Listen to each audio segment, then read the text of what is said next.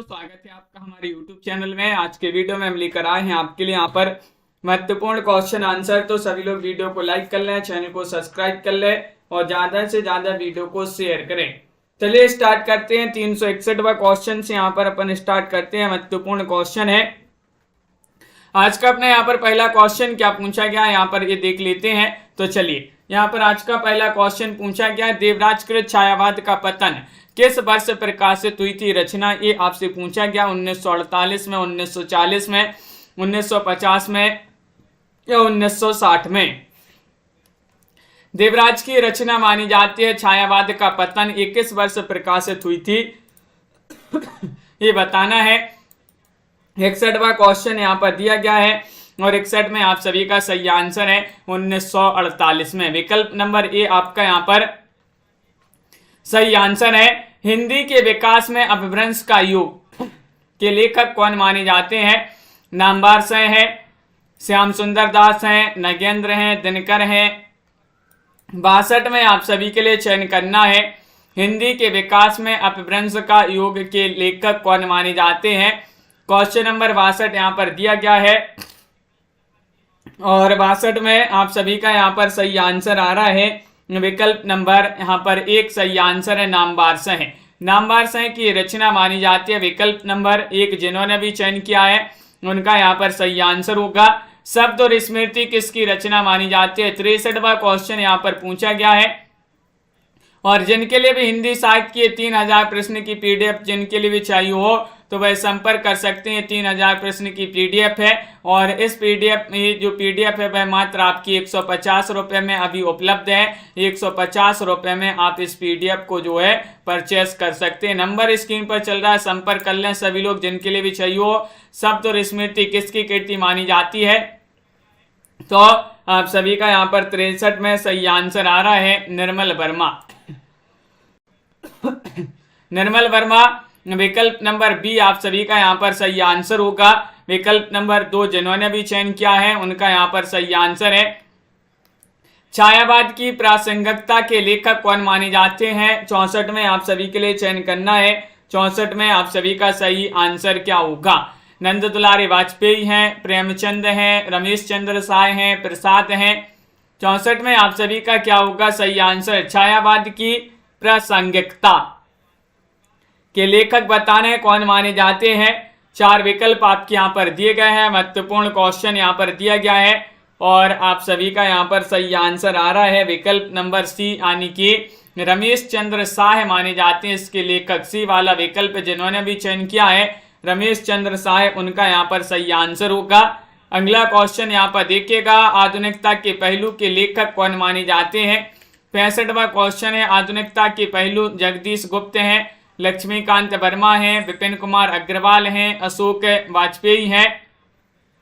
Question number आप सभी से यहाँ पर 365 पूछा गया है और 365 में आप सभी का यहाँ पर जूही रावत जी, छवि जी, नीतू जी और आप सभी का सही आंसर आ रहा है 65 में विकल्प नंबर 3, यानी कि विपिन कुमार अग्रवाल माने जाते हैं। सी वाला विकल्प जो है वह आप सभी का यहाँ पर सही आंसर होगा। सी वाला विकल्प जिन्होंने भी चयन किया है उनका यहाँ पर सही आंसर है। अगला क्वेश्चन यहाँ पर देखिएगा, क्वेश्चन नंबर आप सभी से यहाँ पर पूछा गया 66, कौन रसवादी आलोचक हैं। रसवादी आलोचक आपके लिए बताना है। अशोक वाजपेयी हैं, डॉक्टर नगेंद्र हैं, राम कुमार वर्मा हैं, अज्ञे हैं। 366 में आप सभी के लिए यहाँ पर चयन करना है। बताइए दीपक जी, नामवीर जी। 366 में आप सभी को बताना है रसवादी आलोचक बताने कौन माने जाते हैं और 66 में बताना है। तो 66 का सही आंसर है विकल्प नंबर बी, यानी कि doctor Nagendra. Doctor Nagendra question कई बार पूछा गया, रसवादी आलोचक के रूप में जाने जाते हैं। बी वाला विकल्प आप सभी का यहाँ पर सही आंसर होगा। अगला क्वेश्चन यहाँ पर दिया गया है कि कबीर किसकी आलोचनात्मक कृति है। ये आलोचनात्मक कृति मानी जाती है कबीर। हजारी प्रसाद द्विवेदी, नामचंद शुक्ल, राम कुमार वर्मा या रघुवंश, किन की मानी जाती है। 67 में आप सभी के लिए चयन करना है। 67 का क्या होगा सही आंसर, बताइए। कबीर किसकी आलोचनात्मक कृति मानी जाती है। 67 में चयन करना है। तो आप सभी का यहाँ पर विकल्प नंबर एक सही आंसर है महावीर प्रसाद द्विवेदी। महावीर प्रसाद द्विवेदी जिन्होंने विकल्प नंबर 1 बताया है उनका यहाँ पर कुमुज्जी सही आंसर है। मेधा जी अगला क्वेश्चन यहाँ पर देखिएगा। क्वेश्चन नंबर आप सभी से यहाँ पर दिया गया है, क्या पूछा गया है, किस आलोचक को सौष्ठववादी सौंदर्यवादी आलोचक कहा जाता है। 68 में बताना है नंद दुलारी वाजपेयी को या फिर नगेंद्र को, नामवर सिंह को, हजारी प्रसाद द्विवेदी को। यहाँ पर आप सभी से ये पूछा गया है किस आलोचक को सौष्ठववादी सौंदर्यवादी आलोचक कहा जाता है। तो 68 में यहाँ पर सही आंसर होगा विकल्प नंबर 1 यानी कि नंद दुलारी वाजपेयी को।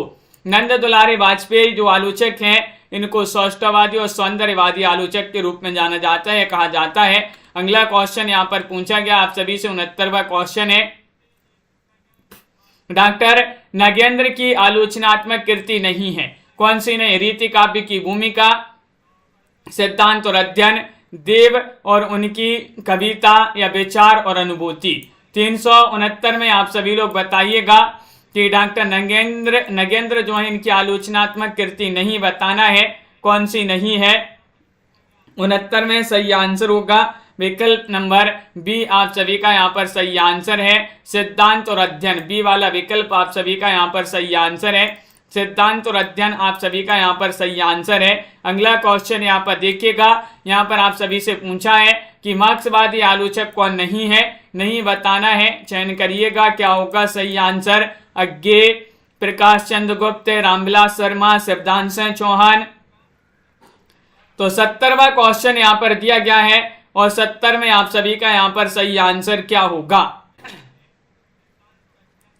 मार्क्सवादी आलोचक नहीं है, कौन नहीं है बताना है। तो 70 में सही आंसर है अज्ञे। अज्ञे जो है ये मार्क्सवादी आलोचक नहीं माने जाते हैं। सी वाला विकल्प आप सभी का यहाँ पर सही आंसर, प्रकाश चंद्र गुप्त, रामविलास शर्मा और शिवदान सिंह चौहान मार्क्सवादी आलोचक के रूप में जाने जाते हैं। क्वेश्चन नंबर आप सभी से यहाँ पर 71 पूछा गया है कि हिंदी साहित्य की जनवादी परंपरा के रचयिता कौन माने जाते हैं, बताइएगा।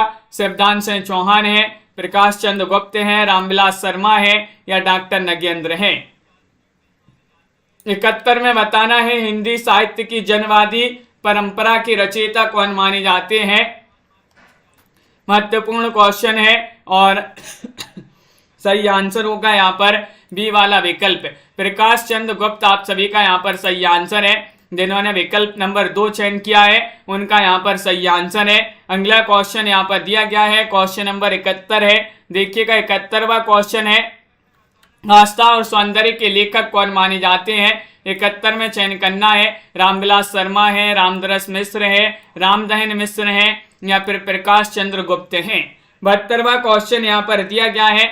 72 में बताना है आस्था और सौंदर्य के लेखक कौन माने जाते हैं। 4 विकल्प आपके यहाँ पर दिए गए हैं और आप सभी का यहाँ पर सही आंसर आ रहा है कि इसके रचनाकार माने जाते हैं कौन, रामविलास शर्मा। 72 में विकल्प नंबर 1 वाला जो है वह यहाँ पर सही आंसर होगा, रामविलास शर्मा जिन्होंने भी चयन किया है सही आंसर है। इन्हीं की रचना मानी जाती है आस्था और सौंदर्य। विकल्प नंबर ए वाला आपका सही आंसर होगा। साहित्य संतरण के रचनाकार कौन माने जाते हैं। 73वां क्वेश्चन यहाँ पर दिया गया है, अज्ञे हैं, जैनेन्द्र हैं, नगेंद्र हैं, ईलाचंद जोशी हैं, कौन है। साहित्य संतरण के रचनाकार कौन माने जाते हैं। क्वेश्चन नंबर 73 में आप सभी का सही आंसर क्या होगा ये बताना है। तो 73 में आप सभी का सही आंसर है विकल्प नंबर सी यानी कि ईलाचंद जोशी। ईलाचंद जोशी विकल्प नंबर डी वाला जो है वह आप सभी का यहाँ पर सही आंसर है। ईलाचंद जोशी आप सभी का सही आंसर है। इन्हीं की रचना मानी जाती है साहित्य संतरण। क्वेश्चन नंबर यहाँ पर आपसे पूछा गया है 74वां क्वेश्चन है, नई कविता का आत्मसंघर्ष के लेखक कौन माने जाते हैं। गिरिजा कुमार माथुर हैं, धर्मवीर भारती हैं, मुक्ति बोध हैं, रांगी राघव हैं। 374वां क्वेश्चन यहाँ पर दिया गया है, नई कविता का आत्मसंघर्ष के लेखक कौन माने जाते हैं, बताइए। क्वेश्चन महत्वपूर्ण है। 4 विकल्प आपके यहाँ पर दिए गए हैं और आप सभी का यहाँ पर सही आंसर आ रहा है। नई कविता का आत्मसंघर्ष, ये मुक्ति बोध की रचना मानी जाती है। विकल्प नंबर आप सभी का सी वाला जो है वह आप सभी का यहाँ पर सही आंसर है। मुक्ति बोध आपका यहाँ पर सही आंसर होगा। रमेश जी, रीता जी, अगला क्वेश्चन यहाँ पर देखिएगा। हिंदी नाटक को रोमांस के कटघरे से निकालकर किसी सीमा तक आधुनिक भावबोध के साथ जोड़ा है। किन्होंने? अस्क ने, प्रसाद ने, भारतेंदु जी ने, भुवनेश्वर ने। 375 में यहाँ पर बताना है। 375 का सही आंसर पंकज जी, रमा जी, क्या होगा सही आंसर? हिंदी नाटक को रोमांस के कटघरे से निकालकर किसी सीमा तक आधुनिक भावबोध के साथ जोड़ा है। 75 में आप सभी का यहाँ पर सही आंसर आ रहा है अस्क ने। अस्क आप सभी का यहाँ पर सही आंसर। उपेन्द्रनाथ अस्क, ये वाला जो विकल्प है वह आप सभी का यहाँ पर सही आंसर है।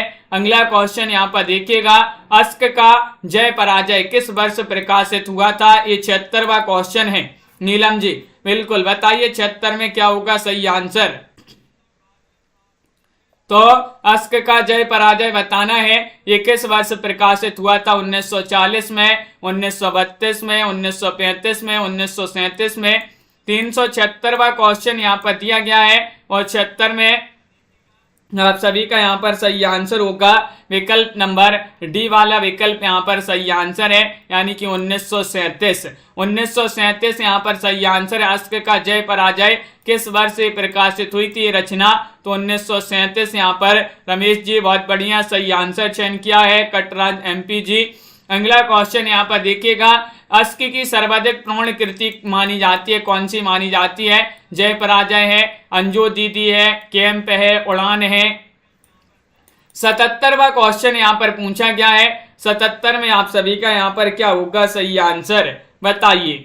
अस्क जी की सर्वाधिक प्रौढ़ कृति कौन सी मानी जाती है, ये बताना है। महत्वपूर्ण क्वेश्चन यहाँ पर दिया गया है और 77 में सही आंसर आ रहा है अंजू दीदी। अपन ने याद किया ना, अंजू दीदी अस्क बा रही है, तो ये अस्क से उपेन्द्रनाथ अस्क की रचना मानी जाती है अंजू दीदी। किनकी? उपेन्द्रनाथ अस्क की रचना मानी जाती है अंजू दीदी।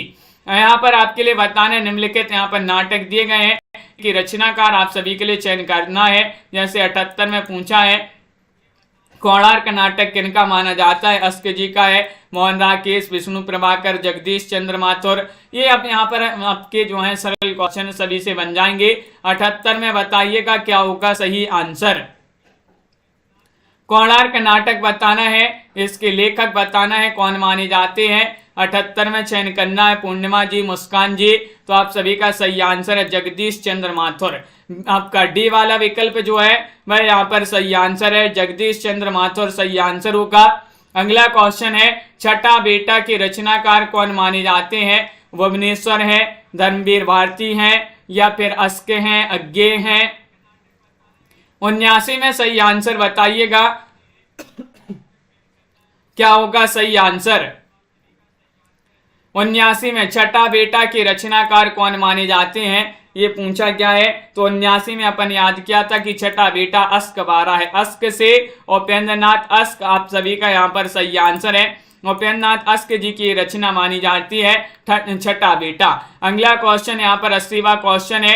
यहाँ पर पहला राजा बताना है। पहला राजा के रचनाकार कौन माने जाते हैं? लक्ष्मी नारायण लाल हैं, जगदीश चंद्र माथुर हैं, धर्मवीर भारती हैं, मोहन राकेश हैं।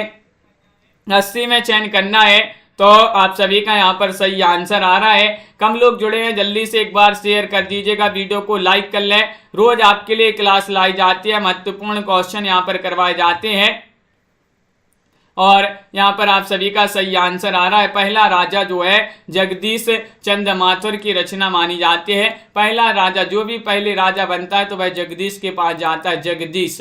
तो जगदीश से जगदीश चंद्र माथुर यहाँ पर सही आंसर होगा।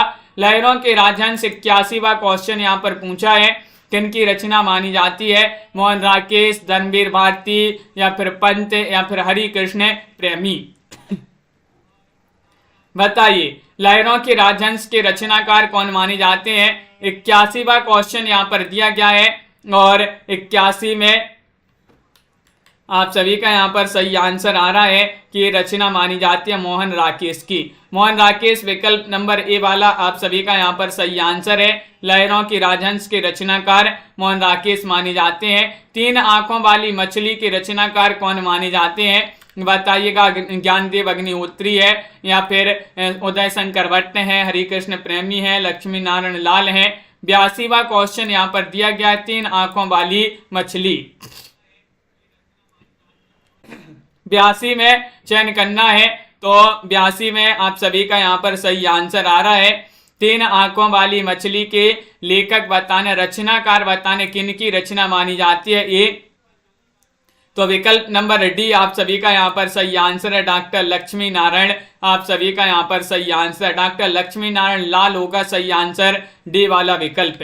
अगला क्वेश्चन यहाँ पर दिया गया है, शारदिया के रचनाकार कौन माने जाते हैं, भुवनेश्वर हैं या फिर चतुरसेन शास्त्री हैं, जगदीश चंद्र माथुर हैं, भुवनेश्वर हैं।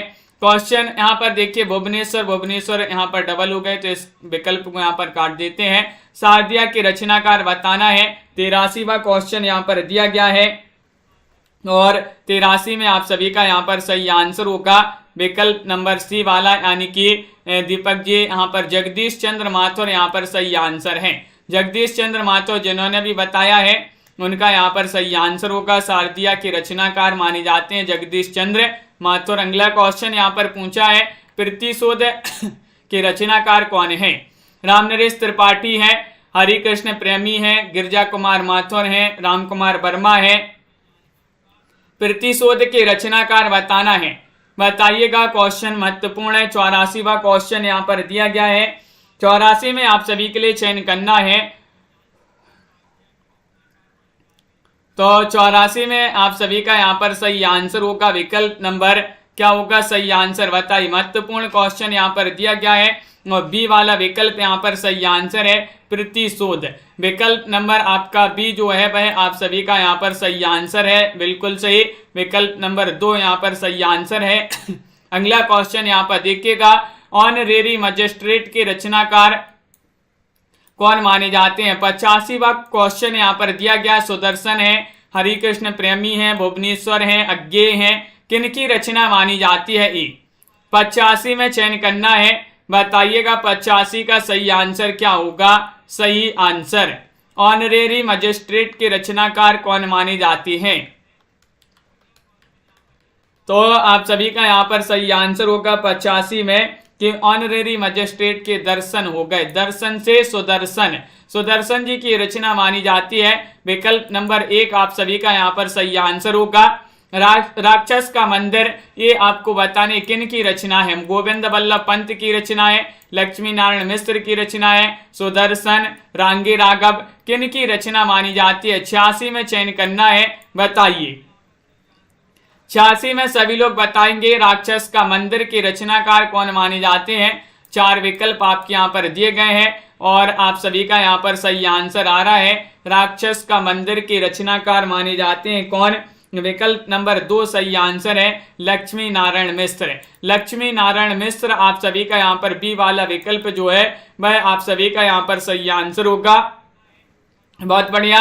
अगला क्वेश्चन यहाँ पर देखिएगा, मादा कैक्टस के रचनाकार कौन माने जाते हैं। मादा कैक्टस रामचरित उपाध्याय की रचना है, किशोरीदास वाजपेयी की रचना है, निर्मल वर्मा या लक्ष्मी नारायण लाल की रचना है। 87वां क्वेश्चन यहाँ पर दिया गया है। 87 में आप सभी के लिए चयन करना है, क्या होगा सही आंसर। मादा कैक्टस के रचनाकार बताना है, तो आप सभी का यहाँ पर डी वाला विकल्प यहाँ पर सही आंसर है, लक्ष्मी नारायण लाल की रचना मानी जाती है। डी वाला विकल्प आप सभी का यहाँ पर सही आंसर है। उत्सर्ग के रचनाकार बताना है, क्वेश्चन नंबर 88 यहाँ पर। ये क्वेश्चन महत्वपूर्ण है आपके, और बताइएगा क्या होगा सही आंसर। उत्सर्ग एक इनकी रचना है, भुवनेश्वर, मोहन राकेश, चतुरसेन शास्त्री, सुदर्शन। 88वां क्वेश्चन यहाँ पर दिया गया है और 88 में आप सभी का यहाँ पर सही आंसर आ रहा है। उत्सर्ग जो है ये रचना मानी जाती है किनकी। विकल्प नंबर आप सभी का सी सही आंसर होगा, यानी कि ये मानी जाती है चतुरसेन शास्त्री जी की रचना। 88 में विकल्प नंबर सी आप सभी का यहाँ पर सही आंसर है, चतुरसेन शास्त्री। अगला क्वेश्चन यहाँ पर देखिएगा, क्वेश्चन नंबर यहाँ पर दिया गया है, 89वां क्वेश्चन है, तांबे के कीड़े के रचनाकार कौन माने जाते हैं? 89 में चयन करिएगा। भुवनेश्वर है, राम कुमार वर्मा है, गिरजा कुमार माथुर है, मोहन राकेश है, कौन माने जाते हैं? तांबे के कीड़े के रचनाकार चयन करना है। सभी के कमेंट यहाँ पर देखते जा रहे हैं और आप सभी का यहाँ पर सही आंसर आ रहा है तांबे के कीड़े।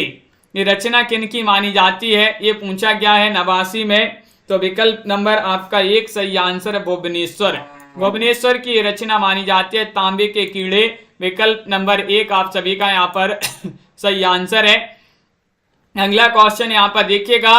क्वेश्चन नंबर आप सभी से यहाँ पर 90 पूछा गया। टूटते परिवेश, टूटते परिवेश के रचनाकार उपेंद्र नाथ अस्क हैं, विष्णु प्रभाकर हैं, वियोगी हरि हैं या फिर मन्नू भंडारी हैं? 90 में आप सभी को चयन करना है। टूटते परिवेश क्या होगा सही आंसर, चयन करिएगा। और आप सभी का यहाँ पर 90 में सही आंसर आ रहा है। टूटते परिवेश के रचनाकार माने जाते हैं कौन? तो विकल्प नंबर बी आप सभी का यहाँ पर सही आंसर है। यानी कि आप सभी का यहाँ पर क्या होगा सही आंसर, विष्णु प्रभाकर। जो टूटते परिवेश हैं उनको जो है विष्णु जी जोड़ेंगे, तो विष्णु से विष्णु प्रभाकर आप सभी का यहाँ पर सही आंसर है। अगला क्वेश्चन यहाँ पर देखिएगा। शक विजय के रचनाकार बताना। 91 में आप सभी को चयन करना है। पृथ्वीनाथ शर्मा हैं, उदय शंकर भट्ट हैं, मोहन राकेश हैं, भुवनेश्वर हैं। क्वेश्चन नंबर 391वां क्वेश्चन यहाँ पर पूछा गया है। शक विजय के रचनाकार कौन माने जाते हैं, बताइए। 4 विकल्प आपके यहाँ पर दिए गए हैं और आप सभी का यहाँ पर सही आंसर आ रहा है कि ये रचना मानी जाती है किनकी। विकल्प नंबर बी सही आंसर है, उदय शंकर भट्ट। बी वाला विकल्प आप सभी का यहाँ पर सही आंसर है, उदय शंकर भट्ट आप सभी का सही आंसर होगा, बिल्कुल सही। अगला क्वेश्चन यहाँ पर देखिएगा। पर्दा उठाओ पर्दा गिराओ की रचनाकार, ये रचना किनकी मानी जाती है? और अस्क जी की रचना है, अज्ञे की रचना है, धर्मवीर भारती या फिर विष्णु प्रभाकर? 392 में आप सभी के लिए यहाँ पर चयन करना है। 92 का आप सभी का यहाँ पर क्या होगा सही आंसर? पर्दा उठाओ पर्दा गिराओ ये रचना है किनकी रचना मानी जाती है, बताइएगा। 92 में चयन करना है तो आप सभी का यहाँ पर सही आंसर होगा। विकल्प नंबर यहाँ पर 1 सही आंसर है, अस्क जी की रचना मानी जाती है। और उपेंद्र नाथ अस्क जिन्होंने भी ये वाला चयन किया है उनका यहाँ पर सही आंसर है। आषाढ़ का एक दिन की रचनाकार कौन माने जाते हैं? आषाढ़ का एक दिन, बताइए। जगदीश चंद्र माथुर की रचना है, मन्नू भंडारी, नरेश मेहता, मोहन राकेश। 393 में चयन करना है, बताइए। तो यहाँ पर सही आंसर है कि आषाढ़ का एक दिन ये रचना मानी जाती है। 93 में बताना है तो मोहन राकेश। विकल्प नंबर डी वाला विकल्प जो है वह यहाँ पर सही आंसर होगा। मोहन राकेश जिन्होंने भी चयन किया है विकल्प नंबर 4 उनका यहाँ पर सही आंसर है। 3 एकांत के रचनाकार बताना है। 3 एकांत के रचनाकार कौन है? शंकर शेष हैं, मन्नू भंडारी हैं, निर्मल वर्मा हैं, अमृतलाल नांगर हैं। 3 एकांत और 3 अपाहिज ये रचना जो है थोड़ी सी सेम है। 3 एकांत के रचनाकार पूछा गया है तो 94 में आप सभी का यहाँ पर सही आंसर है कि रचना तो मानी जाती है निर्मल वर्मा की। किनकी? निर्मल वर्मा। विकल्प नंबर सी वाला विकल्प यहाँ पर सही आंसर है। 3 एकांत निर्मल वर्मा की रचना है। और 3 अपाहिज किनकी रचना है? 3 अपाहिज विपिन कुमार अग्रवाल की रचना है, हबीब तनवीर, शरद जोशी, अज्ञे। 95 में बताइए। 95 में क्या होगा सही आंसर? 4 विकल्प आपके दिए गए हैं। महत्वपूर्ण क्वेश्चन यहाँ पर पूछा गया है कि 3 अपाहिज की रचना किनकी मानी जाती है? 3 एकांत निर्मल वर्मा की रचना है और 3 अपाहिज जो है ये रचना मानी जाती है किनकी? विपिन कुमार अग्रवाल जी की। विकल्प नंबर 1 आप सभी का यहाँ पर सही आंसर है, विपिन कुमार अग्रवाल। यहाँ पर ए वाला जो है वह आप सभी का सही आंसर है। सूर्य की अंतिम किरण से सूर्य की पहली किरण तक के रचनाकार कौन माने जाते हैं? 96वां क्वेश्चन यहाँ पर दिया गया है। नरेश मेहता है, धर्मवीर भारती है, सुरेंद्र वर्मा है, 20 में साइनी है। 96 में सही आंसर चयन करिएगा। सूर्य की अंतिम किरण से सूर्य की पहली किरण तक के रचनाकार कौन माने जाते हैं? अर्चना जी, रीमा जी, अंजलि जी। तो 96 में विकल्प नंबर 3 सही आंसर होगा। सी वाला सुरेंद्र वर्मा आप सभी का यहाँ पर सही आंसर है। विकल्प नंबर सी जिन्होंने भी चयन किया है उनका यहाँ पर सही आंसर है। अगला क्वेश्चन यहाँ पर देखते हैं, लिपस्टिक की मुस्कान के रचनाकार कौन माने जाते हैं? 397 में बताइए, गंगा प्रसाद श्रीवास्तव हैं या फिर विष्णु प्रभाकर निर्मल वर्मा अज्ञे, किन की रचना मानी जाती है?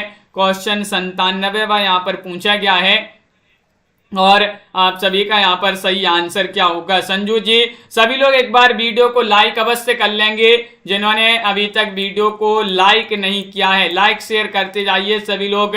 ये क्वेश्चन आपके लिए रोज लाए जाते हैं इसी तरह के। लिपस्टिक की मुस्कान की रचनाकार पूछा है 97 में, तो विकल्प नंबर क्या होगा सही आंसर?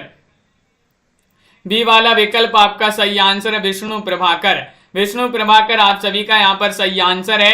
अगला क्वेश्चन यहाँ पर देखिएगा, शंकुक की हत्या के रचनाकार कौन माने जाते हैं? नरेंद्र कोहली हैं या फिर वियोगी हरि हैं, भगवती चरण वर्मा हैं, प्रेमचंद हैं, किन की रचना मानी जाती है? क्वेश्चन नंबर 98 में बताना है, बताइए। 98 में चयन करना है, तो आप सभी का यहाँ पर सही आंसर आ रहा है। शंकुक की हत्या के रचनाकार कौन माने जाते हैं, ये पूछा गया है। तो आप सभी का यहाँ पर विकल्प नंबर सही आंसर आ रहा है 98 में। एक सही आंसर होगा नरेंद्र कोहली, आप सभी का सही आंसर होगा। शंकुक की हत्या के रचनाकार कौन माने जाते हैं? नरेंद्र कोहली माने जाते हैं।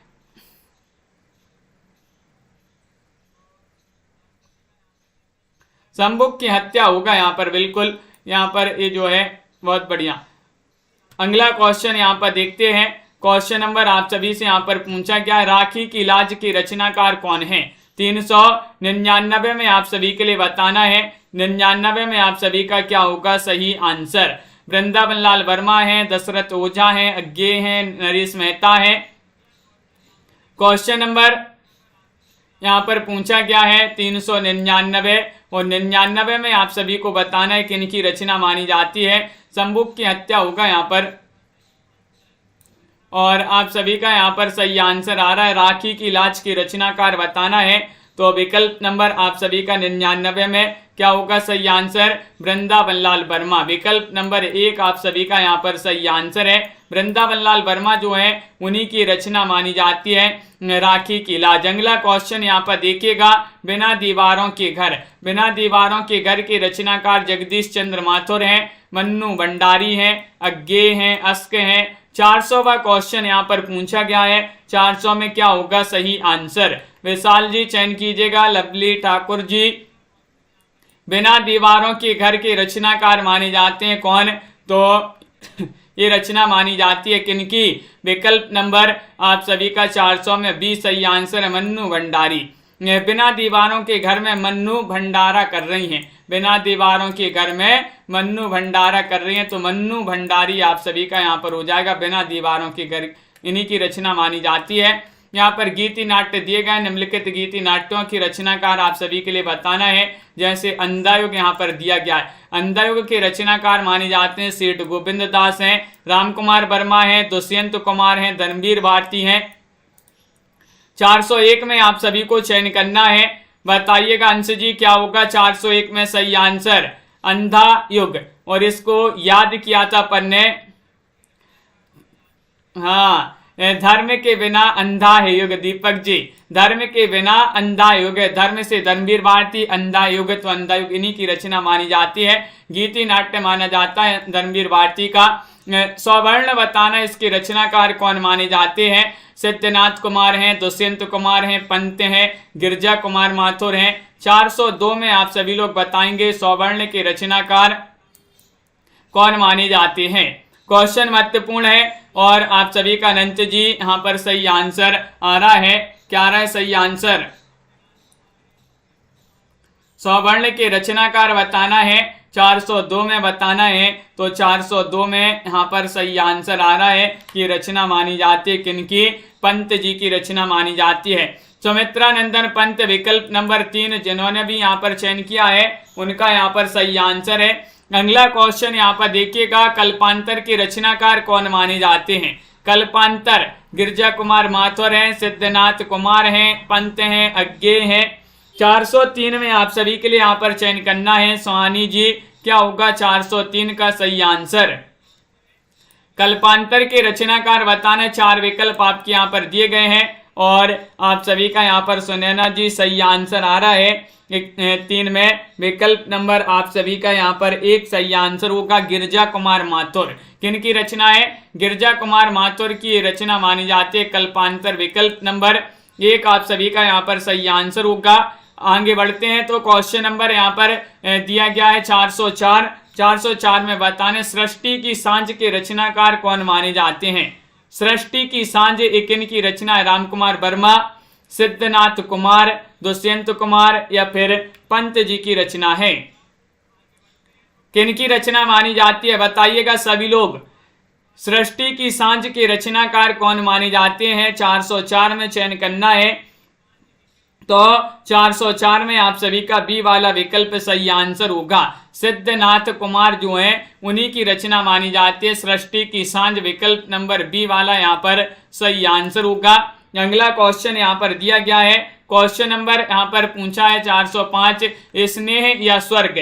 स्नेह या स्वर्ग के रचनाकार कौन माने जाते हैं बताइएगा।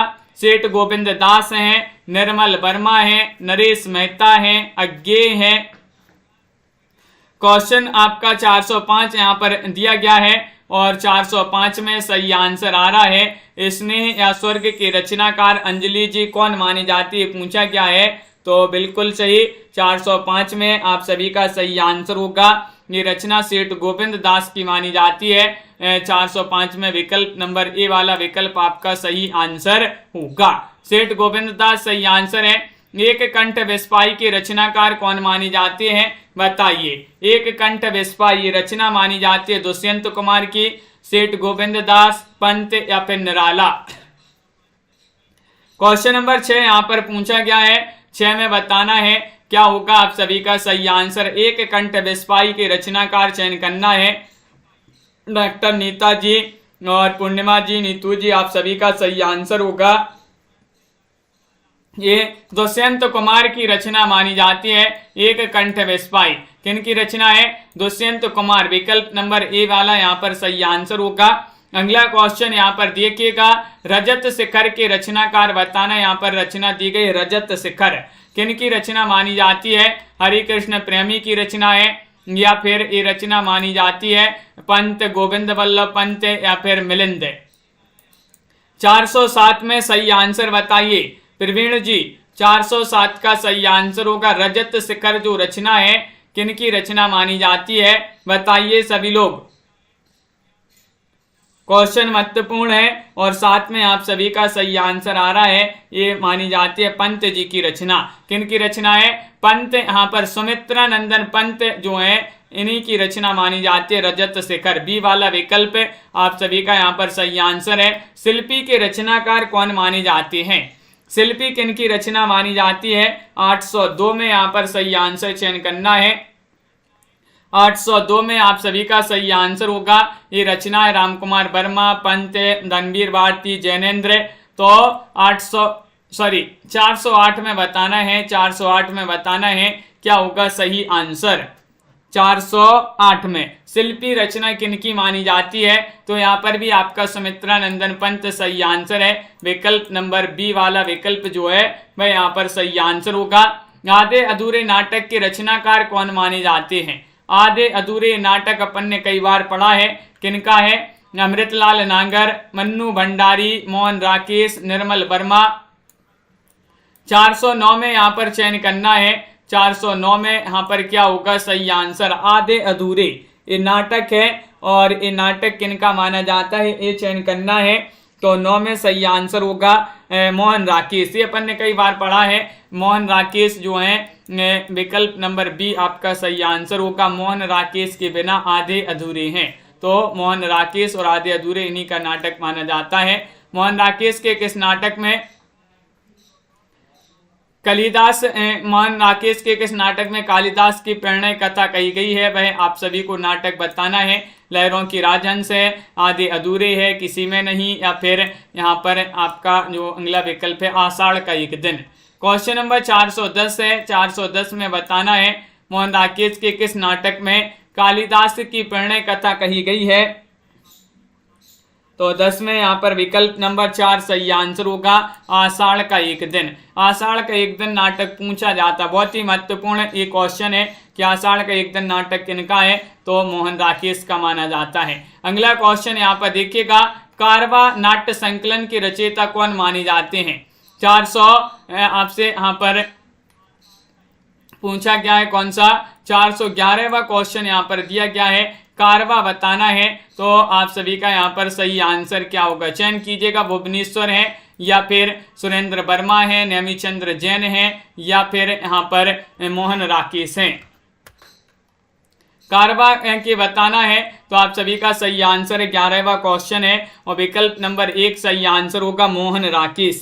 मोहन राकेश आप सभी का सही आंसर है, बिल्कुल सही। अंधा युग किस वर्ष प्रकाशित हुआ? अंधा युग बताना है। 412वां क्वेश्चन यहाँ पर दिया गया है, 1958 में, 1955 में, 1960 में, 1963 में, 12 में आप सभी को चयन करना है। 412 का सही आंसर क्या होगा?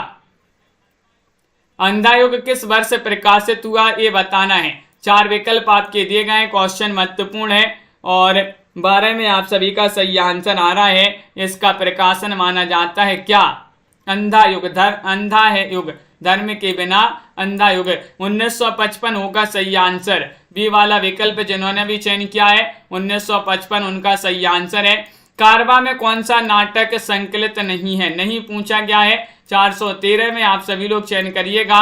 चारुमित्रा है, या फिर श्यामा प्रतिभा का विवाह है, या फिर रोमांस रोमांच। 13वां क्वेश्चन यहाँ पर दिया गया है, कारवा में कौन सा नाटक संकलित नहीं है? सोनिका जी और अविरल सोनी जी, सुरेंद्र जी, आप सभी का यहाँ पर क्वेश्चन महत्वपूर्ण है। 13वां क्वेश्चन यहाँ पर दिया गया है और 13 में विकल्प नंबर ए वाला जो है वह आप सभी का यहाँ पर सही आंसर होगा। ए वाला विकल्प जिन्होंने भी चयन किया है उनका यहाँ पर सही आंसर है। 14वां क्वेश्चन है, द्रौपदी नाटक के रचयिता कौन माने जाते हैं? बताइए। विष्णु प्रभाकर हैं, मोहन राकेश हैं, सुरेंद्र वर्मा हैं, नरेंद्र कोहली हैं। 414 में आप सभी को चयन करना है, द्रौपदी नाटक के रचयिता कौन माने जाते हैं? तो आप सभी का यहाँ पर सही आंसर आ रहा है 414 में विकल्प नंबर आप सभी का यहाँ पर 3 सही आंसर है, सुरेंद्र वर्मा। सुरेंद्र वर्मा की रचना मानी जाती है। विकल्प नंबर सी वाला आप सभी का यहाँ पर सही आंसर है, महत्वपूर्ण रचना है। तौलिए नाटक के रचनाकार कौन हैं? अस्क हैं, मन्नू भंडारी हैं, या फिर नरेश मेहता हैं, या फिर यहाँ पर धर्मवीर भारती हैं। 415 में सही आंसर बताना है, तौलिए नाटक के रचनाकार कौन है? तो यहाँ पर आप सभी का विकल्प नंबर 1 होगा सही आंसर, यानी कि ask, Upendra Nath ask. Ask जो है किससे आप जो है पहुंचते हैं? तो तौलिए से। तौलिए जो है इन्हीं की रचना मानी जाती है, अस्क की। अस्क यानी कि उपेंद्र नाथ अस्क आपका सही आंसर है। कौन सा नाटक अज्ञे द्वारा विरचित है? अज्ञे द्वारा विरचित नाटक आप सभी के लिए यहाँ पर बताना है। 16वां क्वेश्चन यहाँ पर दिया गया है, क्या होगा इसका सही आंसर? बताइएगा, चयन करिएगा सभी लोग। 4 विकल्प आपके दिए गए हैं। आपका आज का ये चैलेंज प्रश्न दिया गया यहाँ पर, कौन सा नाटक अज्ञे द्वारा विरचित है? 3 एकांत नुक्कड़ पर, या फिर उत्तर प्रियदर्शी, कोणार्क। आंसर कमेंट में सभी लोग सही आंसर चयन करेंगे। आज की वीडियो में बस इतना ही। रोज आप सभी के लिए क्लास लाई जाती है, तो सभी लोग इसी तरह से जुड़े रहिएगा। वीडियो को लाइक कर लीजिएगा, चैनल को सब्सक्राइब कर लीजिएगा और ज़्यादा से ज़्यादा वीडियो को शेयर कर दें। आप सभी को बता दें, हिंदी साहित्य में 3000 प्रश्नों की जो है हिंदी साहित्य के 3000 प्रश्नों की PDF है। जिनके लिए भी ये PDF चाहिए हो, देखिए इसमें 3000 प्रश्न है। ये यहाँ पर देखिए ये PDF है, इसमें 1700 प्रश्न ये हैं यहाँ तक, और फिर 1700 के बाद 300 प्रश्न आपके यहाँ पर भी दिए गए हैं। तो इस प्रकार जो है ये 3000 प्रश्नों की PDF है, जिनको भी चाहिए हो संपर्क कर सकते हैं। मात्र आपकी जो है 150 रुपये की ये PDF है और अभी आप संपर्क कर लें, नंबर स्क्रीन पर चल रहा है। सभी के लिए बहुत बहुत धन्यवाद। मिलते हैं अगली क्लास में। एक क्लास आपके लिए 8 बजे शाम को लाई जाती है हिंदी व्याकरण की, तो उसमें भी सभी लोगों के लिए जुड़ना है। आज के वीडियो में बस इतना ही। कुमुद जी, राजीव जी, हिंदुस्तानी जी और सुनैना जी, अनंत जी, भावना जी, राजीव जी, MS वर्मा जी, डॉक्टर नीता जी, सोहानी जी, नामवीर जी और विशाल जी, प्रवीण जी, लवली जी, पंकज जी, बिंदु जी, अर्चना जी, अनंत जी, दीपक जी, कल्पना जी, संजू जी और नीलम जी, और यहाँ पर सभी के लिए बहुत बहुत धन्यवाद। सुनैना जी, नामवीर जी और अर्चना जी, रमेश जी, सभी को इसी तरह से जुड़े रहना है। आरती जी, बिंदु जी, दीपक जी, अवरल, सोनी जी, अनंत जी, MS वर्मा जी, उमेश जी, कमला जी, कुमुद जी, आजाद सिंह जी, प्रीति जी, सुरेंद्र जी, सोनिका जी, प्रमोद जी, अनंत जी, अनीता जी, राहुल जी, पूर्णिमा जी और बिंदु जी, भावना जी, सभी के लिए बहुत बहुत धन्यवाद। अंश जी, मिलते हैं अगली क्लास में। पंकज जी, दीपक जी, लवली जी, सभी को जय हिंद।